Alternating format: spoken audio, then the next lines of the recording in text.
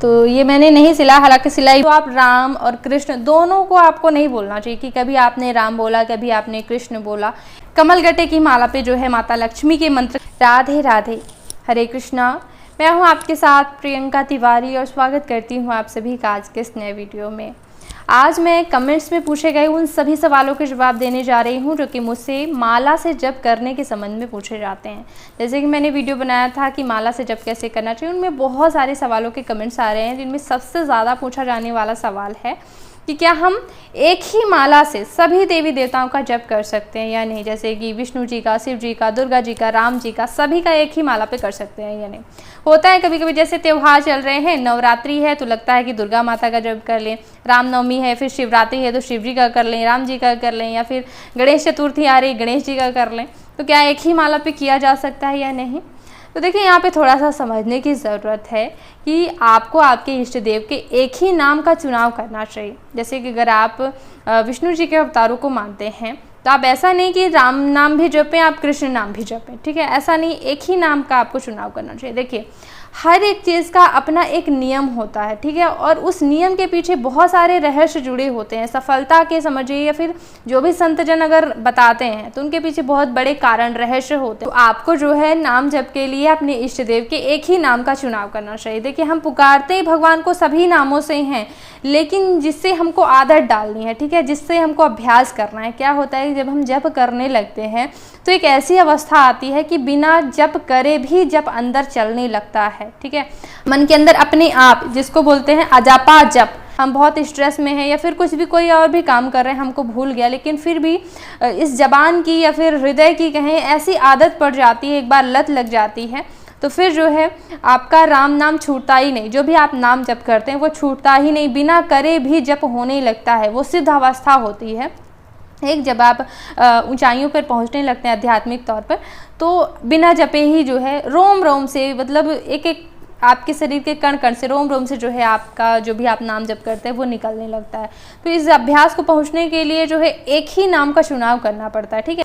देखिए भगवान के सभी नाम जो है बहुत ही ज़्यादा पावन, उनकी बहुत ज़्यादा महिमा होती है, सभी शुभ फलदायी होते हैं, सभी का नाम लिया जा सकता है। लेकिन चूंकि अगर आपको आध्यात्मिक ऊंचाइयों में पहुंचना है तो एक ही जो है आपको नाम का चुनाव करना पड़ेगा।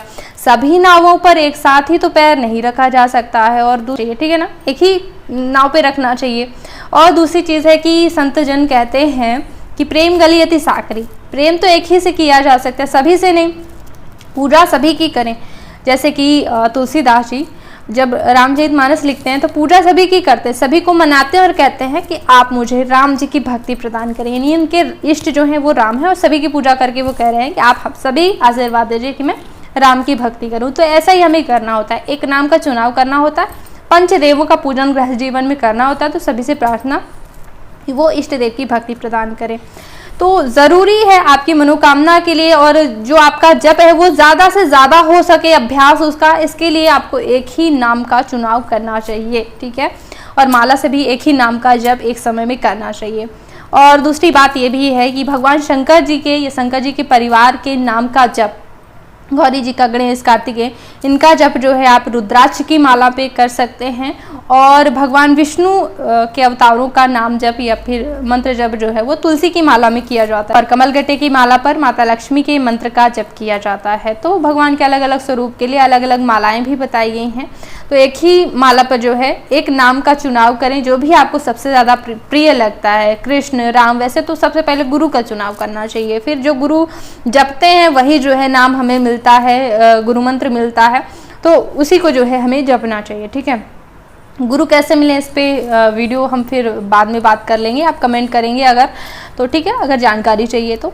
अगला प्रश्न है कि कौन से नाम का जप करें। तो मैंने अभी ही बता दिया कि जो भी आपके इष्ट देव सबसे ज़्यादा आपको प्रिय लगते हैं, ठीक है, सबसे ज़्यादा जिनका सबसे, अगर आप बहुत समस्याओं में फंसे हैं तो सबसे पहले आप किसका नाम लेते हैं, उनका आप नाम ले सकते हैं अगर आपने गुरु नहीं बनाया। और अब अगला प्रश्न है कि गोमुखी में 2-3 माला एक साथ रख सकते हैं या नहीं।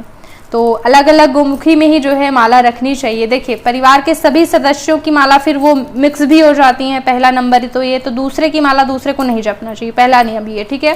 दूसरा चीज़ है कि अलग अलग मालाएं, देखिए जैसे कि तुलसी पत्र भगवान शिव शंकर के ऊपर नहीं चढ़ता है ना। तो रुद्राक्ष शिव शंकर जी का हो गया, तुलसी जी विष्णु जी के अवतारों के लिए हो गया, तो मत रखें एक साथ, अलग अलग रखें, ठीक रहेगा, ठीक है, अलग अलग ही रखना चाहिए। दूसरा है कि अगर 16 माला का जप करना जानकार बताते हैं तो हमें क्या करना चाहिए अगर हमें टाइम नहीं है। तो देखिए, जानकार एक अलग बात है और गुरु एक अलग बात है। अगर आपने गुरु बनाया है तो गुरु की जो भी आज्ञा होती है, अगर गुरु कोई संख्या दे रहे हैं, गुरु कोई आज्ञा कर रहे हैं, तो वो आपको माननी ही पड़ेगी। अगर आप गुरु आज्ञा नहीं मानते तो गुरुद्रोह लगता है, फिर ऐसे में मतलब अच्छा नहीं है आपके लिए। गुरु की आज्ञा मानना बहुत ही ज़्यादा बुरा। अगला प्रश्न है कि 16 माला का जप करना जानकार बताते हैं, तो अगर हमें समय नहीं तो हमें क्या करना चाहिए। तो देखिए, जानकार एक अलग बात है, गुरु एक अलग बात है, ठीक है। तो गुरु अगर आज्ञा कर रहे हैं, आपने गुरु बनाए हैं या फिर मन से किसी को गुरु मान लिया है, तो वो आज्ञा कर रहे हैं, तो आपको 16 जितनी भी संख्या वो बता रहे हैं तो वो आपको करनी ही पड़ेगी। गुरु दीक्षा ले ली तो करनी ही पड़ेगी, करी ही जाती, वरना फिर गुरु आज्ञा ना मानने पर गुरुद्रोह लगता है, जो कि बहुत पाप माना जाता है। गुरु की आज्ञा ना मानना, गुरु की आज्ञा में ही रहना चाहिए, ठीक है। और बाकी ऐसा कोई अनिवार्य नियम नहीं है कि आप 16 माला ही करें, जितनी भी आपकी इच्छा। और नाम जप में तो ऐसा है कि आप पूरे काम करते करते कोई भी काम करें बिना माला लिए जो है आपको जप करना है, ठीक है। तो जिन्हें मैं मानती हूँ तो वो तो कहते हैं कि पूरा काम करते करते जो है आप माला को आप बहुत महत्व ना दें बैठ करके, क्योंकि गृहस्थ जीवन में है, माला करेंगे खाना कौन बनाएगा। तो माला कुछ ही करें थोड़ा बहुत अभ्यास के लिए, बाकी जो है आप पूरे काम करते करते घर के और फिर जो है नाम जप करते रहें। तो यही हम सबको करना चाहिए गृहस्थ जीवन में जो है, क्योंकि गृहस्थी काम जरूरी है, तो नाम जप करना है। और माला से अभ्यास के लिए जरूरी है कुछ सुबह शाम जितना टाइम मिले उतना कर लेना चाहिए, ठीक है। और अब अगला प्रश्न है कि बिना गुरु दीक्षा लिए माला से जप कर सकते हैं या नहीं। तो माला से जप किया जा सकता है, शुभ काम में देरी क्यों।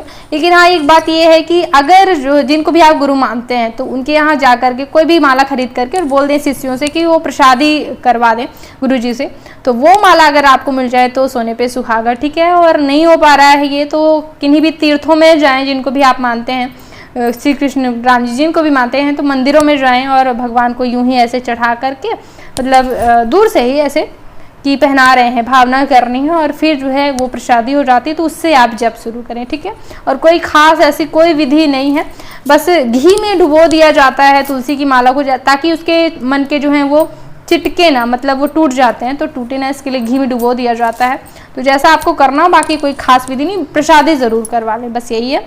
और प्रश्न जो कि बहुत पुराना है, उन्होंने पूछा था कि हम हॉस्टल में रहते हैं तो माला कहाँ रखनी चाहिए। एक ही कमरा होता है जैसे कि, तो जैसे कि वो लड़की तो उनको बताना चाहूँगी कि वहाँ पे आपको माला रखनी चाहिए कि जब आप पीरियड में होती हैं, मासिक धर्म में होती हैं, तो आपका हाथ ना जाए, यानी आप माला का स्पर्श तब ना करें जब मासिक धर्म में है। तो ऐसी अलमारी होनी चाहिए।